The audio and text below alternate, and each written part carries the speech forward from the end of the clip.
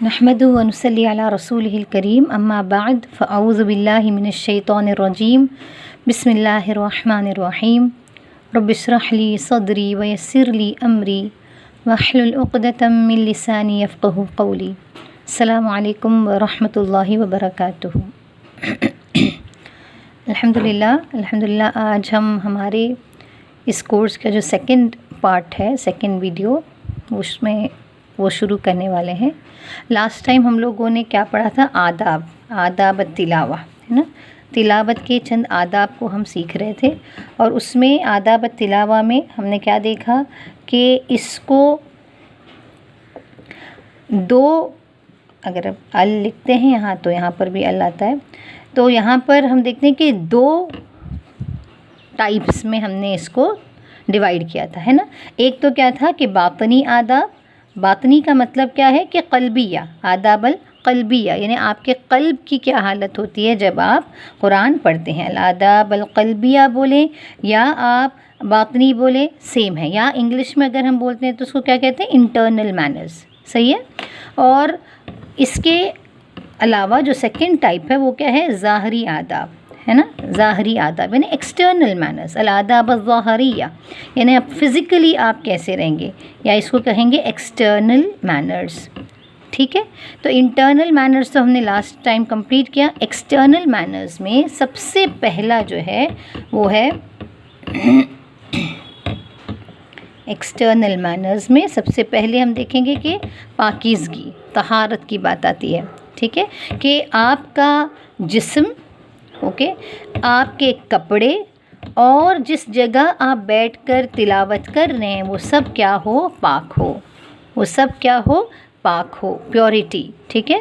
اس میں کوئی نجس نہ لگی ہوئی ہو، آپ کے نہ آپ کے بدن میں یا آپ کے کپڑوں میں یا جہاں پر آپ بیٹھے ہیں وہاں پر کوئی بھی نجس نہ ہو۔ تو اس کو کیا کہتے ہیں ہم لوگ؟ فرسٹ پوائنٹ ایکسٹرنل مینرز میں کیا ہے؟ External manners of reading the Quran, کہ ہم لوگوں کو ہمارے پاکیزگی کا، طہارت کا خیال رکھنا چاہیے۔ اگر ہم باوضو ہو کے بیٹھیں تو بہت اچھی بات ہے، وضو کے ساتھ جو ہے قرآن کے کتاب کو پڑھنا ضروری ہے انشاءاللہ۔ لیکن اگر کبھی آپ تفسیر کی کتاب یا ترجمہ والی کتاب پڑھتے ہیں تو اس میں وضو کے بغیر بھی ہم کیا کر سکتے ہیں؟ پڑھ سکتے ہیں۔ یا آپ اپنے حافظہ سے پڑھتے ہیں تب بھی ہم کیا کر سکتے ہیں؟ وضو کے بغیر پڑھ سکتے ہیں۔ موسٹ آف دا اسکالرس کا اوپینین ہے کہ آپ وضو کے ساتھ پڑھیں، لیکن کچھ اسکالرز یہ بھی رائے رکھتے ہیں کہ بنا وضو کے بھی ہم کیا کر سکتے ہیں؟ قرآن کو پکڑ سکتے ہیں، ٹھیک ہے؟ لیکن یہ فقہی معاملہ ہے، اس میں میں نہیں جانا چاہتی ہوں۔ دوسرا جو پوائنٹ ہے، جب ہم تلاوت کریں تو قبلہ رخ ہو کر بیٹھنا بہتر ہے، یعنی اگر پاسبل ہے، اگر ممکن ہے تو آپ کیا کریں؟ قبلہ رخ ہو کر بیٹھیں۔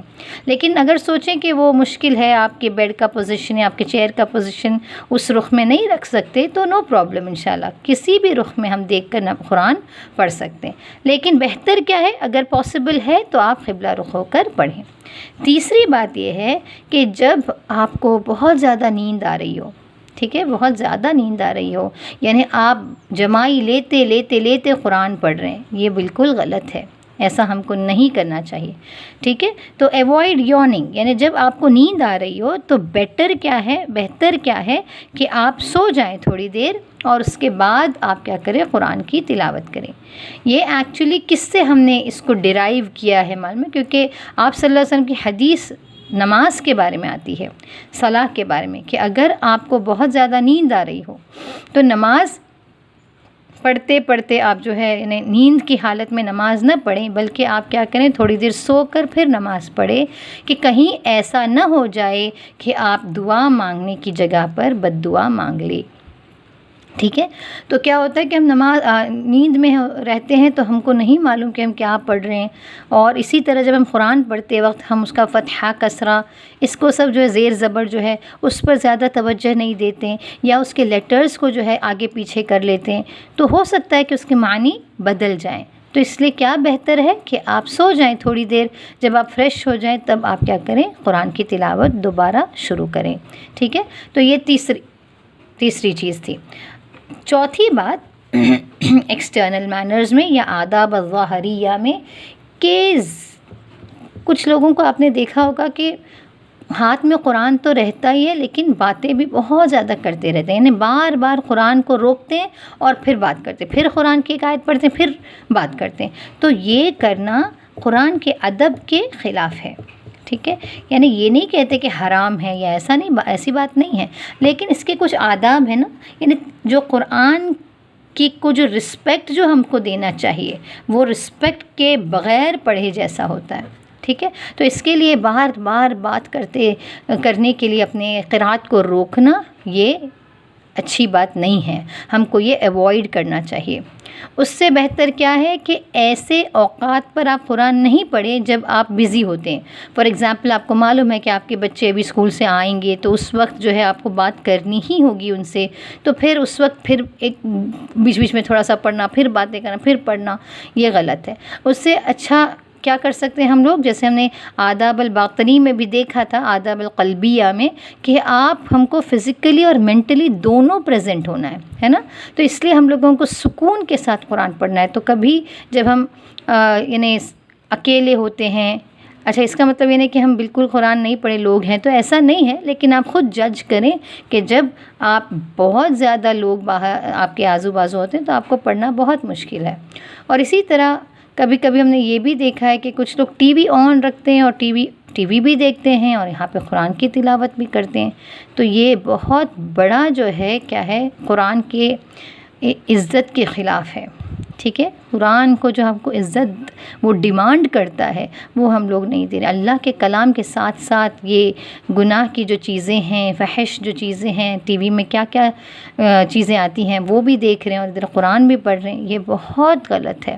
ٹھیک ہے، تو اگر بات کرنے سے ہی منع کیا گیا ہے تو آپ سوچیں کہ ٹی وی دیکھنا یا کوئی دوسری چیزوں کو ساتھ ساتھ میں کرنا یہ کتنی غلط بات ہے. اس کے بعد یہ 4th ادب ہے.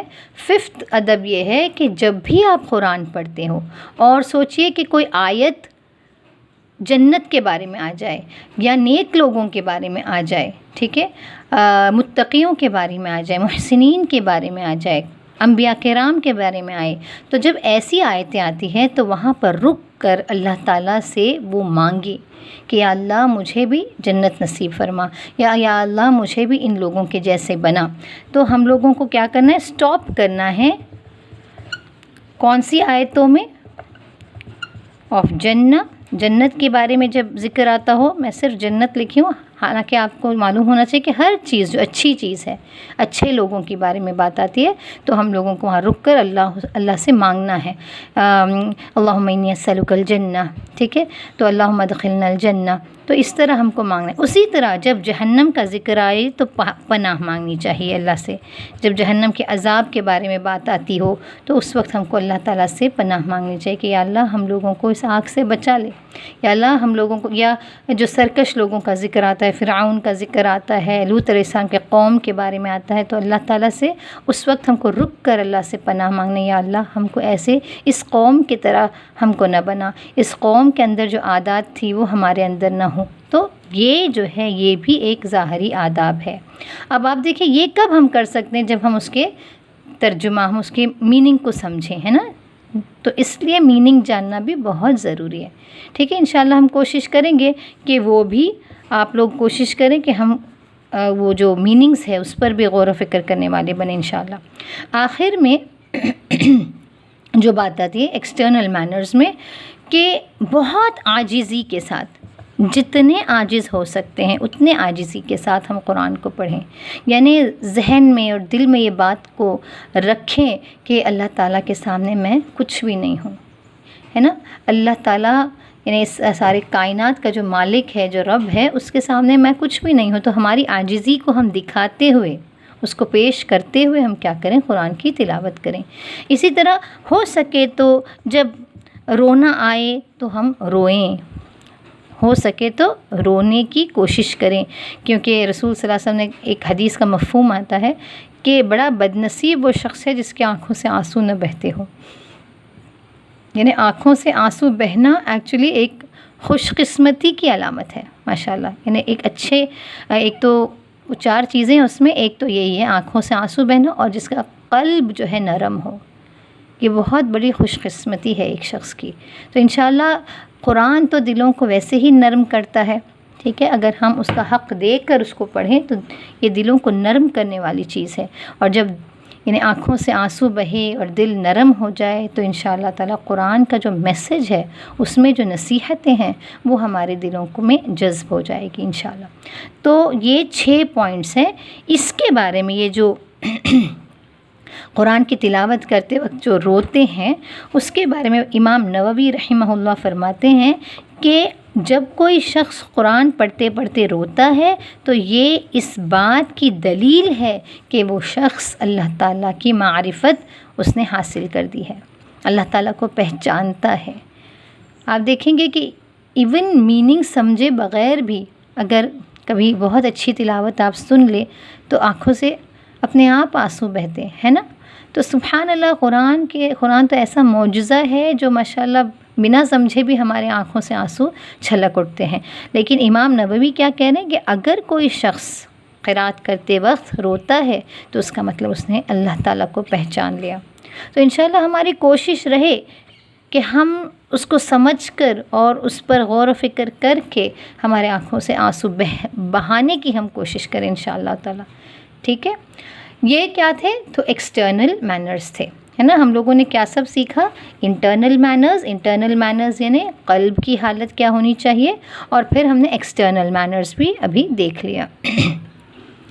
اب ایک بات یہ ہے کہ جو ہم تلاوت کرتے ہیں، تلاوت کو قراءت بھی کہا جاتا ہے نا، یہ دونوں بھی سیم ہے، قراءت اور تلاوت دونوں اس کے معنی سیم ہے۔ اور اس کے مطلب کیا ہے کہ قرآن کو آپ کے بولنے کے لیے جو سب آرگنز اعضاء کی ضرورت ہے اس سب کو استعمال کرتے ہوئے قرآن کو پڑھنا، اسے تلاوت یا قراءت کہتے ہیں۔ بات سمجھ میں آئی؟ یعنی فار ایگزامپل آپ جب بات کرتے ہیں تو آپ کو کون سے سب آرگنز کی ضرورت ہے؟ آپ کو لپس، ہونٹوں کی ضرورت ہے، زبان استعمال کرتے ہیں، حلق استعمال کرتے ہیں، اور منہ کا جو خالی حصہ ہے وہ استعمال کرتے ہیں، دانتوں کا بھی جو ہے اس میں رول ہے۔ تو یہ ساری چیزوں کو جب آپ استعمال کر کے کچھ بات کرتے ہیں تو یعنی وہ آواز کیا ہوتی ہے؟ زور سے باہر آتی ہے نا۔ تو یہ اس سٹائل سے اگر آپ قرآن کو پڑھ رہے ہیں، یعنی کیا؟ یعنی جب آپ قرآن پڑھتے ہیں تو ایٹ لیسٹ آپ کے کانوں کو وہ سنائی دیتی ہے، ٹھیک ہے۔ یعنی آپ سلو پڑھیں، سافٹلی پڑھیں، آہستہ پڑھیں، لیکن اتنا تو ایٹ لیسٹ وہ ہو کہ آپ کے خود کے کانوں کو وہ سنائی دے۔ اگر ایسا پڑھتے ہیں تو اس کو کیا کہتے ہیں؟ تلاوت یا تو قراءت، ٹھیک ہے۔ تو پھر اس کے علاوہ اور کون سے ٹائپ کا ریڈنگ ہے؟ آپ نے دیکھا ہوگا کہ کچھ لوگ، جیسے ہم لوگ جب انگلش میں کچھ پڑھتے ہیں، ناولز ہو، یا آپ لوگ اردو میں جب ہم پڑھتے ہیں تو ہم کیا کرتے ہیں؟ کیا ہم زور سے پڑھتے جاتے ہیں؟ یعنی reading the Quran is either loud, ایسے پڑھتے ہیں؟ نہیں، ہم کیا کرتے ہیں؟ صرف آنکھوں سے دیکھتے ہیں، ہے نا، اور ہم لوگوں کو بات ہم اخذ کر لیتے ہیں، ہم بات کو سمجھتے جاتے ہیں۔ یعنی آنکھوں سے جو دیکھنا ہے، صرف آنکھوں سے اپنے وہ جو لیٹرز کے اوپر سے آنکھوں کو گھمانا، اس کو کہتے ہیں عربک میں اطلاع، اور اس کو منع کیا گیا ہے، اطلاع، ٹھیک ہے۔ اطلاع یہ جو ہے اس کا مطلب کیا ہے کہ آپ کے بولنے کے لیے یا اسپیچ کے لیے جو کچھ پارٹس اعضاء ضروری ہے اس کو استعمال کیے بغیر صرف آنکھوں سے قرآن کی تلاوت نہیں کہیں گے اب اس کو، قرآن کو دیکھنا، صرف قرآن کے ورڈز کے اوپر سے ایسے آنکھوں کو پھیرتے جانا، اس کو اطلاع کہتے ہیں۔ اب اس کا جو ثواب ہے، جو رسول صلی اللہ علیہ وسلم کی جتنی بھی احادیث ہیں کہ 10 نیکیاں ہیں، اور جو ہم نے پہلے لیکچر میں کیا ہے، وہ سارے جو احادیث میں جو ثواب ہے وہ اس میں ہم کو حاصل ہوتے ہیں یا نہیں، یہ ہم کو نہیں معلوم، اللہ عالم۔ اللہ تعالیٰ کی ذات رحم یعنی بہت ہی رحیم ہے، لیکن پھر بھی جب بھی علماء کہتے ہیں کہ جو بھی ثواب ہے وہ کس کے لیے ہے؟ تلاوہ، قرات کے لیے ہے. اطلاع یعنی صرف دیکھتے جانے کے لیے ہم لوگوں کو وہی اجر و ثواب ملے گا یا نہیں، ہم کو نہیں معلوم. یہ یوزولی کب ہوتا ہے؟ ہم دیکھتے ہیں کہ آپ دیکھیں گے کہ رمضان میں جب لوگ اپنے قرآن کو ختم کرنا چاہتے ہیں، ہے نا، دن میں کچھ لوگ 5-6 جز ختم کرتے ہیں، تو اس وقت جو ہے وہ صحیح تلاوت نہیں کرتے ہیں. ایکچولی وہ لوگ صرف دیکھتے چلے جاتے ہیں. جب تک ہم اس کے ہر حروف کو اس کے مخرج سے نہیں نکالتے ہیں، ہا، خا، ضاد، ظا، یہ دیکھیے تھوڑا تو ہم کو آواز تھوڑی سی تو بلند کرنی ہوگی نا، تاکہ ہم اس کو اس کے صحیح مخرج سے نکالیں. تو جب تک ہم اس کو صحیح مخرج سے صحیح صفات اس کے نہیں دیتے ہیں، اس وقت تک وہ تلاوت نہیں کہلائے گی. ٹھیک ہے نا؟ امید ہے کہ یہ بات آپ کو سمجھ میں آ گئی ہوگی. اس کے بعد جب ہم نے یہ دیکھ لیا کہ 2 ٹائپ ہیں، ہم کو کیا کرنا ہے، ہمیشہ ہم کو تلاوت کرنی ہے، ہم کو اطلاع نہیں کرنی ہے. ٹھیک ہے. اب جب ہم قرآن کی تلاوت کرتے ہیں تب کچھ کیسز ایسے ہیں جب ہم تلاوت کو روک سکتے ہیں، اور روکنا ضروری ہے. ہم قرات کو کیا کریں گے؟ روکیں گے. وہ کون سے کیسز ہیں یا کون سے سچویشنز ہیں جب ہم قرآن کی تلاوت کو روکیں گے اور واجب روکیں گے؟ اس کو کہتے ہیں وجوباً یعنی ضروری ہے روکنا. It's obligatory to stop. ٹھیک ہے. کبھی ہے 3 کیسز ہے. فرسٹ، جب آپ کو کوئی سلام کرے. ٹھیک ہے. اگر کسی نے آپ کو سلام کیا تو اس سلام کو جواب دینے کے لیے آپ کو کیا کرنا ہوگا؟ آپ کو قرات کو روکنا ہوگا. ٹھیک ہے. فار آنسرنگ بیک گریٹنگ ہے سلام کا جواب دینے کے لیے. تو فار ایگزامپل آپ کیسے سٹاپ کریں گے؟ لیکن اچانک آیت کے بیچ میں نہیں سٹاپ کریں گے، آپ کی آیت کو کمپلیٹ کریں گے. ٹھیک ہے. فار ایگزامپل الحمد، اس وقت اگر کسی نے سلام کیا تو آپ الحمد پر رک کے وعلیکم السلام نہیں کہیں گے، آپ الحمد للہ رب العالمین، پھر آپ وعلیکم السلام ورحمۃ اللہ وبرکاتہ. کیوں واجب ہے؟ کیونکہ یہ سلام کا جواب دینا ایک مسلمان کا دوسرے مسلمان پر حق ہے نا، ایک مسلمان کا حق ہے وہ، تو ہم کو اس کو جواب دینا ہی ہے. ٹھیک ہے. یہ وجوباً ہے، واجب ہے کہ آپ رک جائیں، آپ اپنے قرات کو کاٹیں. دوسری بات، جب آپ سنیز کریں، اوکے، آپ کو اچانک چینک آ جائے تو آپ کیا کہتے ہیں ہم لوگ؟ الحمدللہ، ہے نا. تو الحمدللہ کہنے کے لیے آپ کیا کریں گے؟ اپنے قرات کو روکیں گے. تو اب یہ تو دیکھیں کہ چیخ اچانک آ جاتی ہے، سنیز ہم اچانک کرتے ہیں، تو جب اچانک ہو جاتا ہے اسی وقت ہم الحمدللہ کہہ سکتے ہیں. ٹھیک ہے نا انشاءاللہ. اس کے بعد تیسری، میں نے کہا نا کہ 3 کیسز ہے.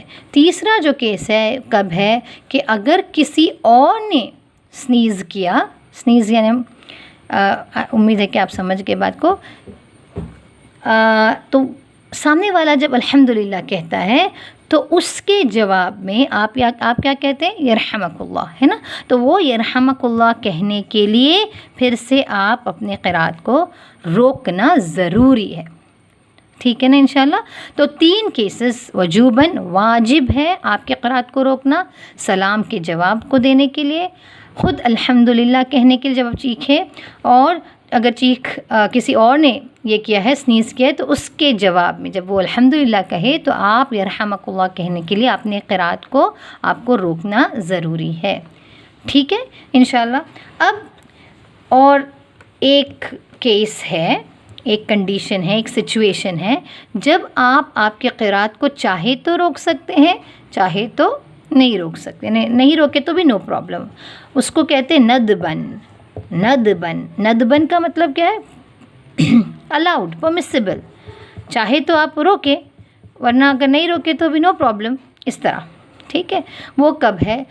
مؤذن کے اذان کو جواب دینے کے لیے. ٹھیک ہے. اگر آپ کو اذان سنائی دے رہی ہے، ٹھیک ہے، ٹو آنسر دی اذان اس کے بارے میں کیا آتا ہے کہ اگر آپ چاہے تو قرات روک کے اذان دیں، یا آپ کیا کر سکتے ہیں؟ آپ کے قرات کو کنٹینیو رکھ سکتے ہیں.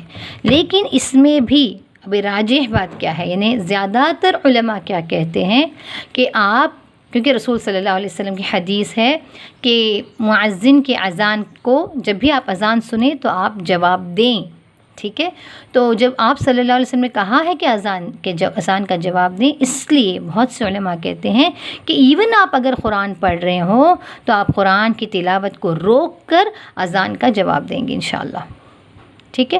تو موسٹ آف دا اسکالرس کس رائے کے ہیں؟ یہ ندبن ہے، یعنی چاہے تو آپ روکیں، چاہے تو آپ قرآن کنٹینیو کر سکتے ہیں. لیکن موسٹ آف دا اسکالرس کیا کہتے ہیں؟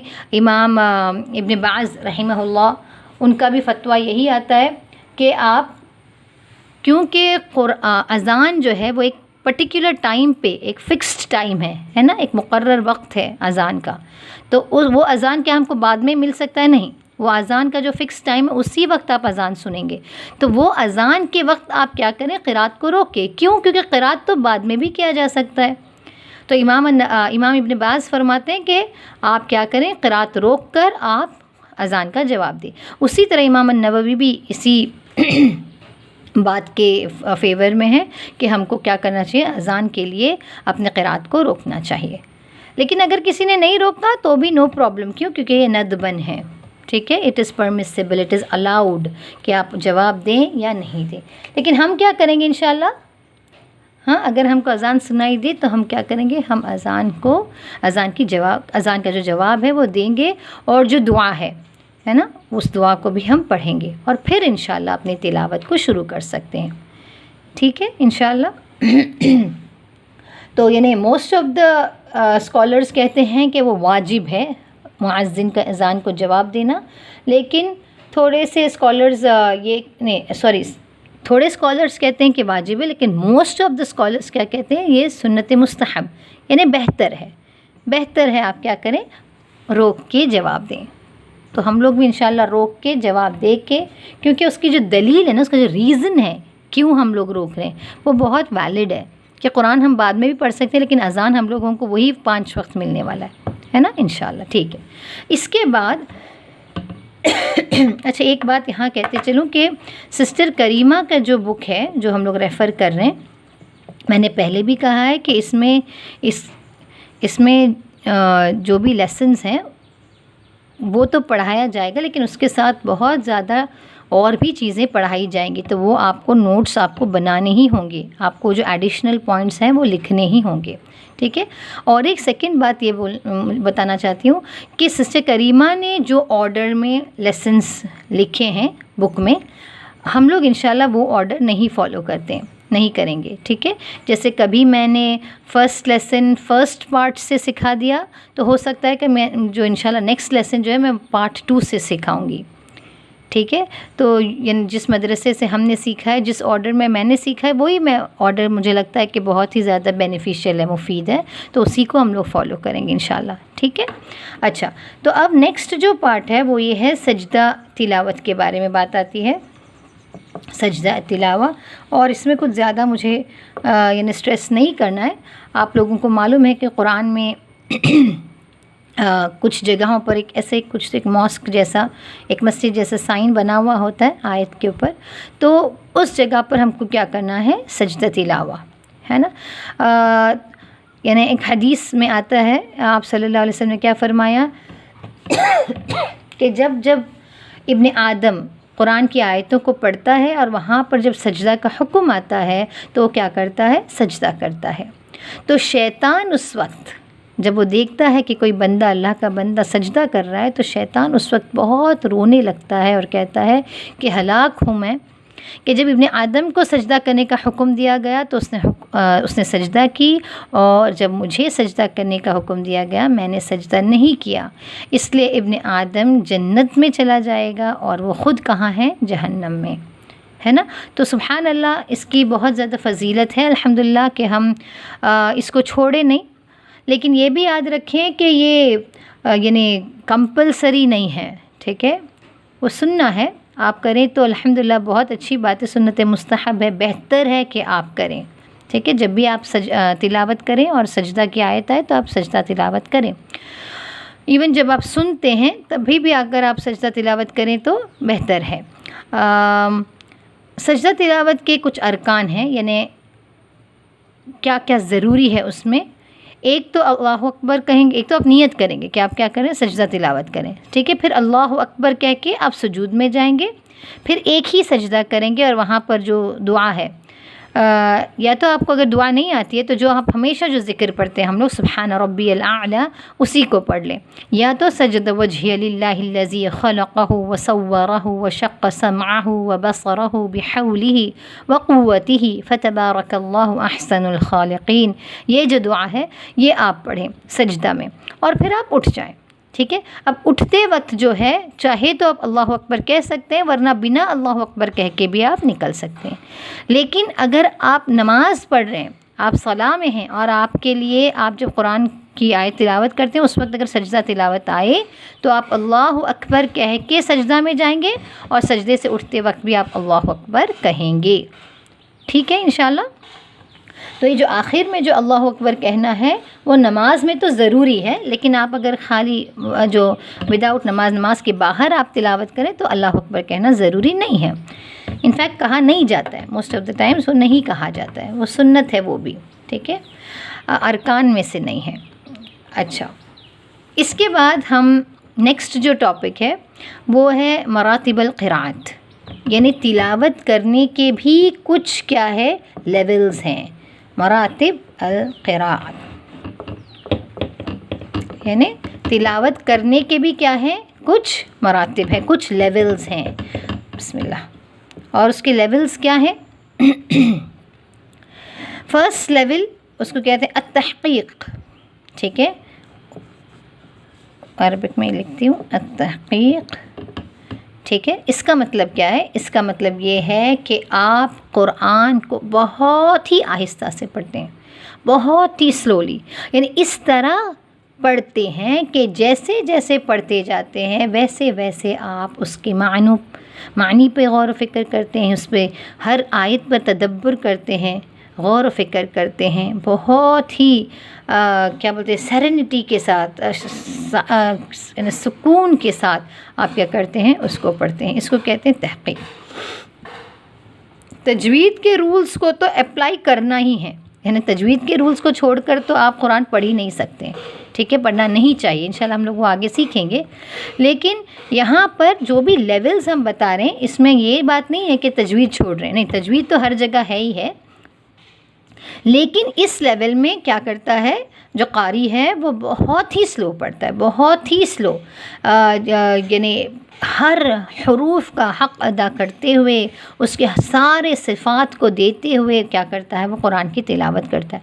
یوزولی یہ جو ہے جب ٹیچنگ کرتے ہیں نا، جب پڑھایا جاتا ہے قرآن اس وقت یہ لیول یوز کرتے ہیں، ٹھیک ہے، جب ایک استاذ پڑھا رہے ہیں اپنے اسٹوڈنٹ کو کہ کس طرح آپ قرآن کی تلاوت کریں گے، تو اس وقت ہم دیکھتے ہیں کہ کون سا لیول، کون سا مرتبہ کو یوز کیا جاتا ہے قرأت کا، تحقیق، بہت ہی سلو خیال کر کر کے پڑھنا، ایک ایک لیٹر کے صفات کو اس طرح ڈسٹنکٹ کرنا کہ سامنے والے کو، جو سننے والے کو اس کلیئرلی معلوم ہو جائے، ٹھیک ہے۔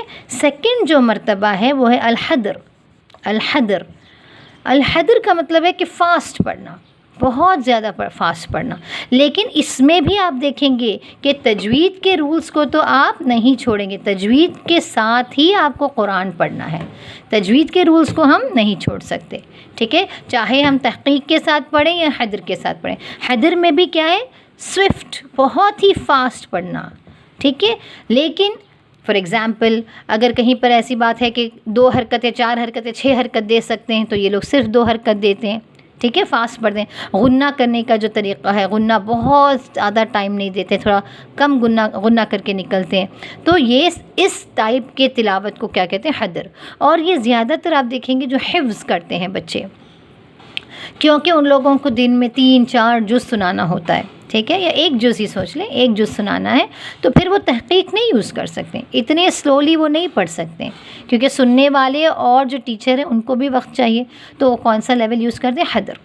اسی طرح آپ دیکھتے ہیں تراویح جب ہوتی ہے نماز، اس وقت بھی جو امام ہیں وہ بہت فاسٹ پڑھتے ہیں، تو کون سا لیول یوز کرتے ہیں؟ الحدر، ٹھیک ہے۔ اور جو تیسرا جو لیول ہے اس کو کہتے ہیں التدویر، اس کا مطلب ہے ان دونوں کے درمیان کا لیول، یعنی نہ ہی میں بہت سلو پڑھتی ہوں، نہ ہی میں بہت زیادہ فاسٹ پڑھتی ہوں، بیچ میں ایک درمیانی جو ہے سپیڈ سے میں قرآن کو پڑھتی ہوں. اور یہ جو سپیڈ ہے یا یہ جو لیول ہے انشاءاللہ ہم ہمارے روٹین میں ہم اس کو یوز کر سکتے ہیں. جب ہم ڈیلی ہماری قرآن کی تلاوت کرتے ہیں نا، اور اگر ہم نہیں کرتے ہیں تو ہم شروع کر دیں، ایٹ لیسٹ منیمم 1 یا 2 پیج تو ہم کو قرآن کی تلاوت کرنی ہی ہے. یعنی اس کے بغیر آپ سوچیں کہ آپ کا دن آگے ہی نہیں بڑھنا چاہیے. انشاءاللہ اللہ تعالیٰ ہم سب کو عمل کرنے والا بنائے کہ قرآن کی تلاوت کے بغیر ہمارے دل کا آغاز ہی نہیں ہو انشاءاللہ.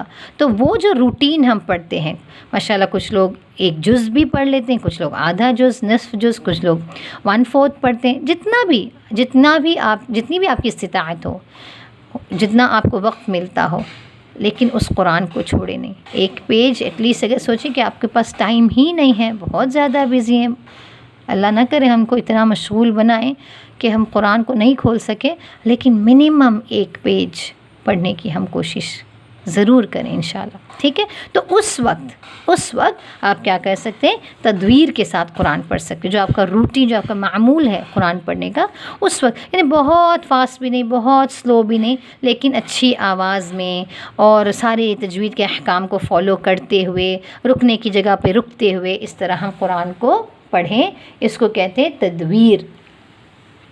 تو ہم نے کیا دیکھا کہ یہ جو 3 مراتب ہے، تحقیق، حدر اور تدویر، یہ تینوں میں تجوید کے رولز کو تو ہم کو فالو کرنا ہی ہے. ٹھیک ہے؟ اس کو ہم چھوڑ نہیں سکتے ہیں. ٹھیک ہے؟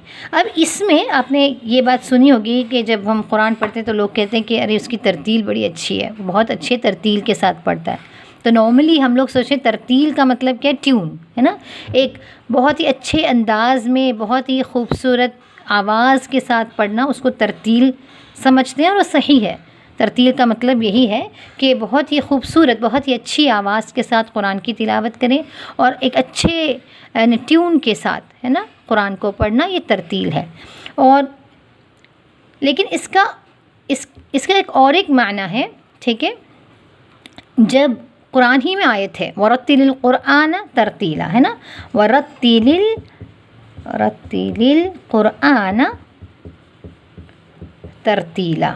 تو جب اس کے بارے میں جب آپ علی رضی اللہ تعالیٰ عنہ سے پوچھا گیا کہ وَرَتِّلِ الْقُرْآنَ تَرْتِيلًا میں جو ترتیل ہے اس کے معنی کیا ہے، یعنی قرآن کو کس طرح پڑھنا ہے، تو انہوں نے جو جواب دیا ہے وہ ہم کو یاد کرنی ہے انشاءاللہ. وہ کہتے ہیں ترتیل کا مطلب ہے تجوید الحروف.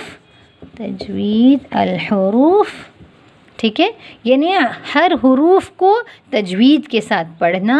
ومعرفت الوقوف